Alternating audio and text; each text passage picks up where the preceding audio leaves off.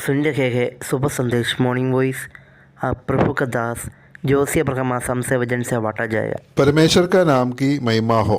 आप सभी को और एक बार जल्दी आने वाला प्रभु यीशु मसीह का पवित्र और मीठा नाम में हमारा प्यार भरा नमस्कार। आइए आज का मनन के लिए हम लोग पढ़ेंगे इफिसियों का पत्री 4 अध्याय उसका 1 से 3 तक। इफिसियों का पत्री 4 अध्याय 1 से 3 तक पद। इसलिए मैं जो प्रभु में बंदी हूँ तुमसे विनती करता हूँ कि जिस बुलाहट से तुम बुलाए गए थे उसके योग्य चाल चलो, अर्थात सारी दीनता और नम्रता सहित और धीरज धरकर प्रेम से एक दूसरे को सह लो और मेल के बंधन में आत्मा की एकता रखने का यत्न करो। पिछले दिनों में हम लोग देख रहे थे 4 अध्याय से 6 अध्याय तक हम लोग इफिसियों का पत्री में देख सकता है हमारा चाल चलन कैसे होना चाहिए। और इसमें 4 अध्याय का पहला 16 पद में उधर का विषय है एकता में चलना। और एकता में चलने के लिए हमारा बीच में हमारा जीवन में होने वाला 7 अनिवार्य स्वभावों को इधर दूसरा और तीसरा पद में हम लोग देख सकता है।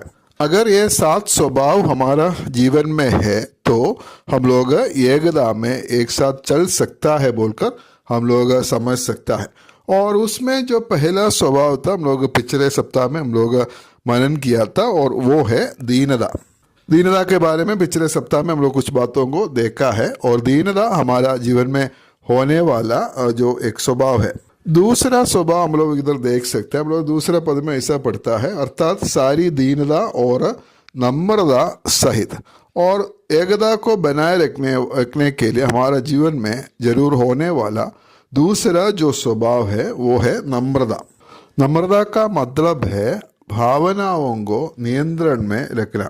हमारा भावनाओं को सही तरीके से वो प्रकट करना सीखना है और उसको हम लोग बोल सकता है नम्रता। सही समय पर गुस्सा करना लेकिन गलत समय पर कभी भी गुस्सा नहीं करना। गिनती का किताब 12 अध्याय उसका 3 पद में हम लोग मूसा के बारे में हम लोग पढ़ता है। उधर ऐसे हम लोग मूसा के बारे में पढ़ते हैं। मूसा पृथ्वी भर के रहने वाले सब मनुष्यों से बहुत अधिक नम्र स्वभाव का था। पृथ्वी भर के रहने वाले लोगों में से सबसे अधिक नम्र स्वभाव का आदमी था मूसा बोलकर हम लोग इधर देख सकता है। हमारा जीवन में भी ये नम्रता का स्वभाव होना चाहिए। बहुत बार ये नम्रता नहीं होने का कारण हमारे बीच में झगड़ा और समस्या होता है। बहुत बार गुस्सा तो लगता है लेकिन उसको प्रकट नहीं करना है और उसको अपना वश में अपना नियंत्रण में उसको रखना है। और ये जो नम्रता का स्वभाव है हम प्रभु यीशु मसीह के जीवन से ही हम लोग सीखना चाहिए। और हम लोग मत्ती रसूल समाचार 11 अध्याय 29 में हम लोग ऐसे पढ़ता है, जो प्रभु यीशु मसीह कहता है, मेरा जुआ अपने ऊपर उठा लो और मुझसे सीखो क्योंकि मैं नम्र और मन में दीन हूँ और तुम अपने मन में विश्राम पाओगे। और प्रभु यीशु मसीह इधर कहता है कि तुम लोग मुझसे सीखो, मैं नम्र और मन में दीन है इसलिए तुम मुझसे सीखो बोलकर प्रभु यीशु मसीह इधर बताया हुआ है।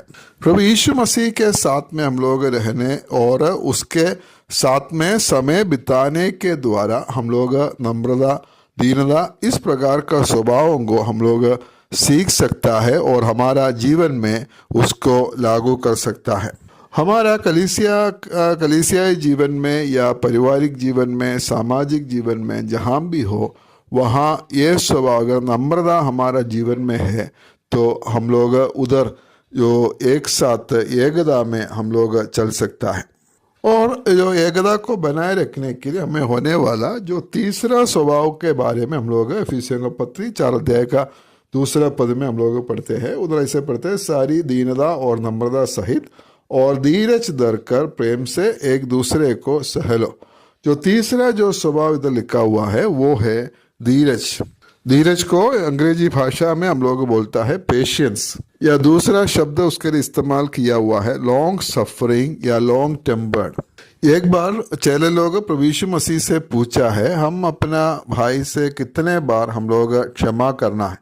तो और प्रभु यीशु मसीह उधर बताए और वो लोग पूछा कि 7 बार क्षमा करने से होगा या नहीं। प्रभु यीशु मसीह बोला 7 गुना 70 बार क्षमा करना है। ये क्षमा करने का एक मन, एक स्वभाव हमारा होना जरूरी है। हमसे दूसरा कोई हमारा सहविश्वासी हो सकता है, परिवार में कोई हो सकता है, वो लोग हमारे विरुद्ध में कुछ किया या बोला है तो हम उससे क्षमा करना है। वो आकर माफ़ी मांगने का पहले हम उसको क्षमा करना है। वैसा वो प्रभु हमसे चाहते हैं।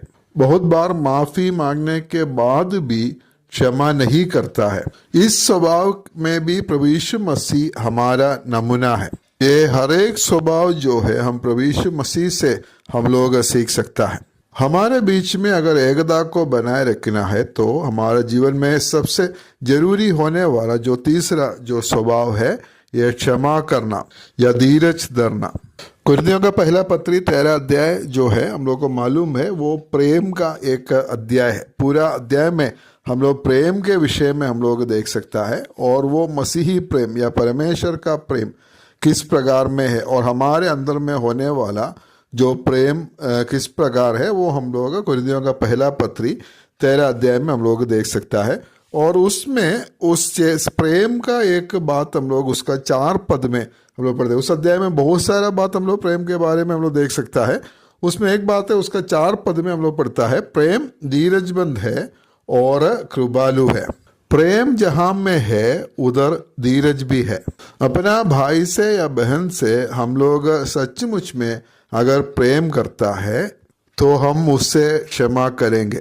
इसलिए एकता को बनाए रखने के लिए हमें होने वाला जरूरी जो बात है स्वभाव है वो है धीरज।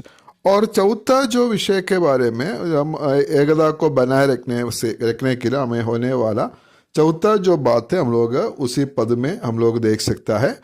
दूसरा पद में हम लोग पढ़ा, सारी दीनता और नम्रता सहित और धीरज धरकर प्रेम से एक दूसरे की सह लो। इधर हम लोग देख सकता है हम लोग एक दूसरे को सह लेना है। एक दूसरे को सहने के लिए हम लोग को सीखना है। एक कलीसिया में जो अलग अलग परिवार होगा और ये सभी विश्वासी लोग जो है अलग अलग परिस्थिति से आए हुए लोग हैं। सभी का अलग अलग स्वभाव भी है। दूसरे एक विश्वासी का हर एक स्वभाव शायद हमें अच्छा नहीं लगता होगा क्योंकि वो ऐसा एक परिस्थिति से आए हुए एक व्यक्ति है। उसका जीवन में ऐसा ऐसा स्वभाव हो सकता है। उसका स्वभाव शायद हमें अच्छा नहीं लगता है या हमारा विरुद्ध में वो कुछ करते हैं या उसका कुछ काम हम लोग को अच्छा नहीं लगता है। लेकिन परमेश्वर का वचन कहता है हम उसको सह लेना है।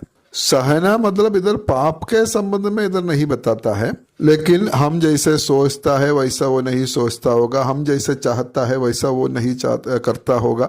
और इस प्रकार का जो बात है, ऐसा जो छोटा मोटा जो बात होता है, यह सब हम लोग सहना है। जैसे हम चाहता है वैसा ही सब लोग चलना है, ऐसा हम लोग कभी भी नहीं बोल सकता है। एक दूसरे को सहने के लिए हम लोग सीखना है।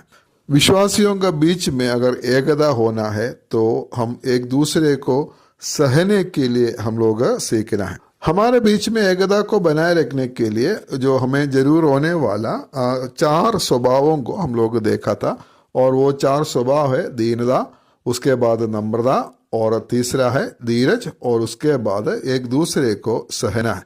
और 3 स्वभाव भी है। प्रभु का इच्छा होने से अगले बार हम लोग उसके बारे में हम लोग मनन करेंगे। प्रभु हमें सहायता करे। परमेश्वर का नाम की महिमा हो।